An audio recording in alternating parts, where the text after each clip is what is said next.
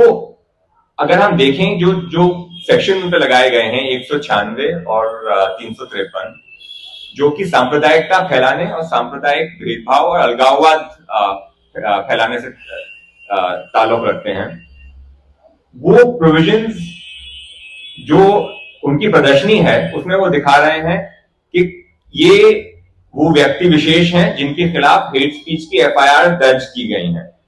वो दिखा रहे हैं कि ये वो पीड़ित हैं या ये वो विक्टिम्स हैं जो मॉब लिंचिंग का शिकार हुए हैं। वो ये दिखा रहे हैं कि ये देखिए ये यहाँ पे बुलडोजर जस्टिस के नाम पे जो ये लोगों के घर डिमोलिश करने का जो अब एक चलन चला है, जिसपे सुप्रीम कोर्ट ने टिप्पणी की है और ऑर्डर पास किया है, ये वो लोग हैं जो उससे पीड़ित हैं।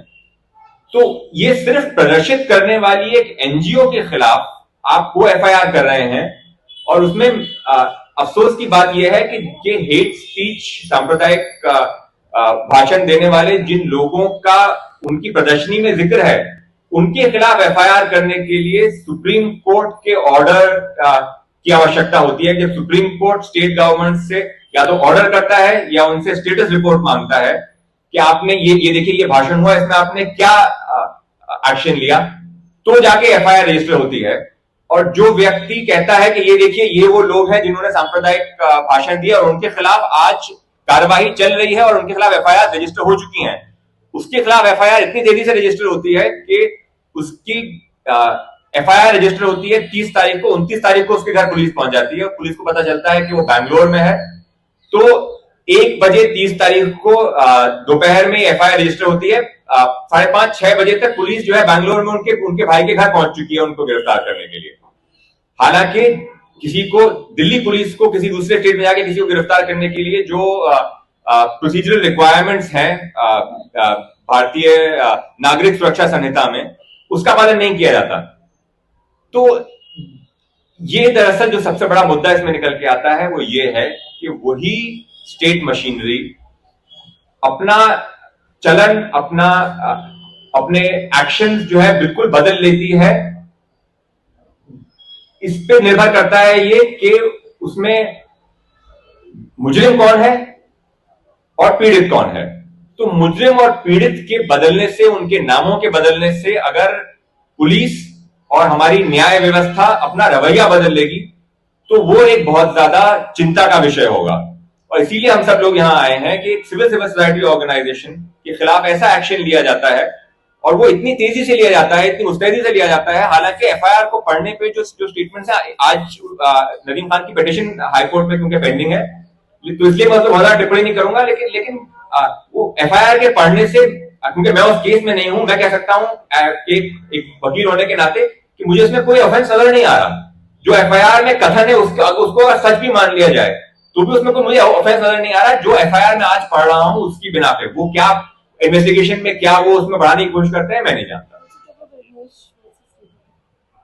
और उसमें ये भी एक बहुत जरूरी चीज है कि दोनों सेक्शन जो उन पे लगाए गए हैं वो 3 साल और उससे कम की सजा वाले हैं।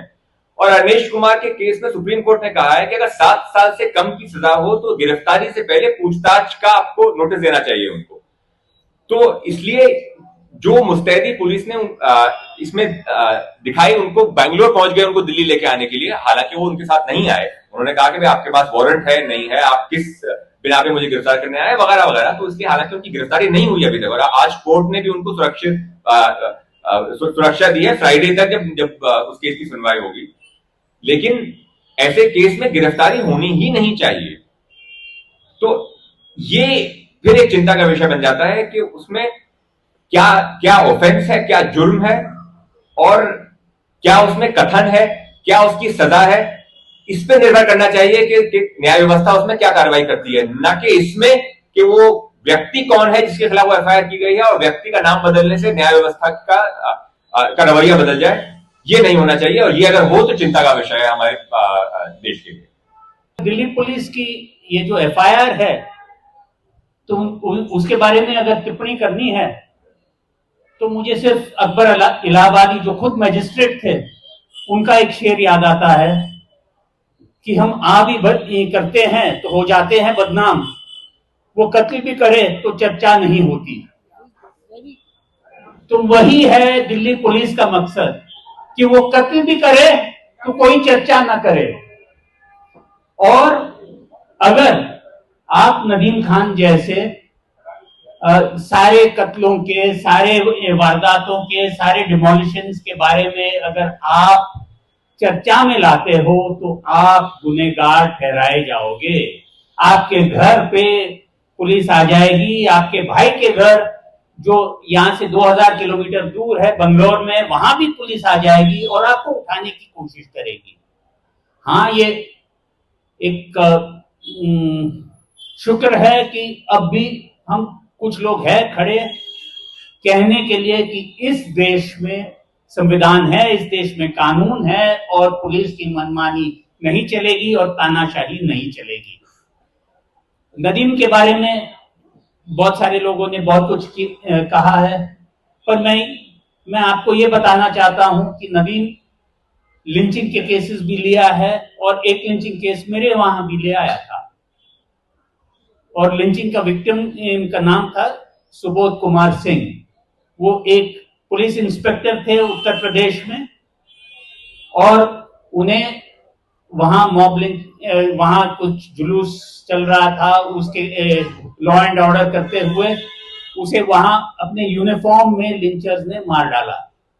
और फिर जब उनको वहां के कोर्ट्स ने बेल दिया था और जब उनकी पत्नी के घर के सामने जब जुलूस निकली, जीत की जुलूस निकली, और जब वो सह नहीं पाई तो वो नदीम खान के साथ मेरे वहां आई थी और हमने सुप्रीम कोर्ट में जब याचिका डाला था तो सुप्रीम कोर्ट ने वो बेल कैंसिल किया था और आज भी वो लोग अब भी अंदर है और ट्रायल चल रही है।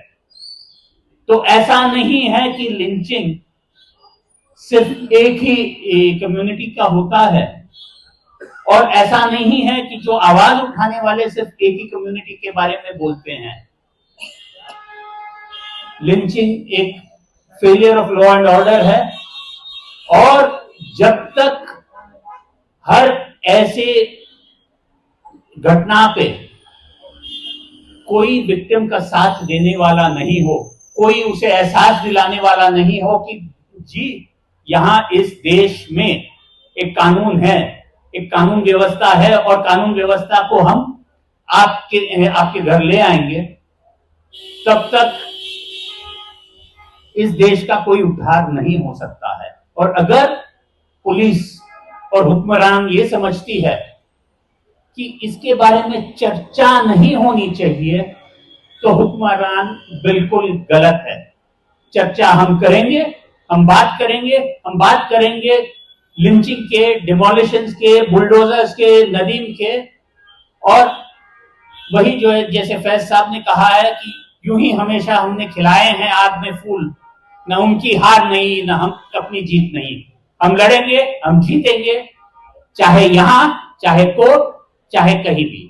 शुक्रिया।